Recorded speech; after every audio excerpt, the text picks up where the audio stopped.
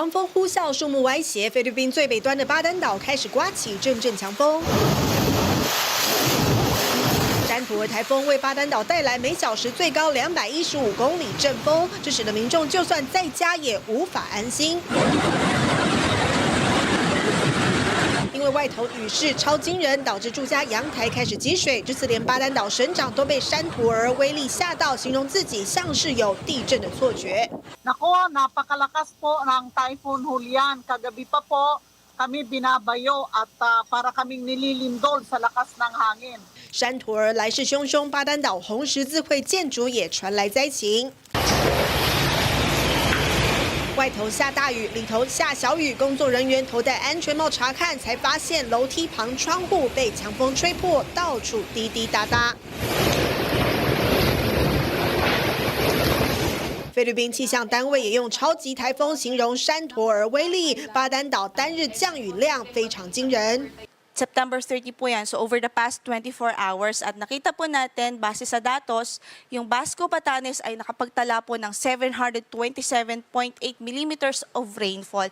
暴雨伴随强风，使得外头能见度超差。不止巴丹岛，菲律宾北部的沿海也掀起长浪，感受山图尔威力。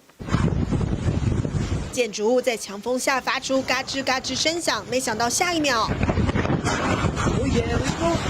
马上有铁皮从天外飞过，然而对灾区影响最大的恐怕还是洪水。菲律宾的北伊罗科斯省河水暴涨，导致多个村庄大淹水，救难人员得冒险在滂沱大雨下拉出绳索协助居民撤离。 画面显示，部分村庄水深及腰，但山区地带也不安全，陆续有土石流发生。这次山图尔就算没直扑菲律宾，北部省份已经因为各种灾情宣布停课。Located in the typhoon belt in the Pacific, about 20 typhoons enter the Philippines every year. 菲律宾人其实对台风并不陌生，但一些人想起这类天灾还是心生恐惧。 Pag may binabalita sa TV na may sako ng bagyo, may habagat, ninenervyos po kami kasi malalim po yung baha dito. Minsan po yung may prensa nga po, hindi pag malalim ang baha, hindi gumagana, laging nasisira. 主要因为当地基础设施不足，排水系统老旧，许多地方每逢台风必淹。穷困的地区，垃圾堆积更阻碍清淤。菲律宾洪水问题严重到有小学宛如设置在水中央。Now, for students to get from this building where we are to the other adjacent building, they would need to cross this wooden makeshift footbridge. 学生在不同教室建筑移动，还得克难走过简陋浮桥。但校长无奈说。 想迁校其实不容易。Yung relocation po ay magandang ideya po yan.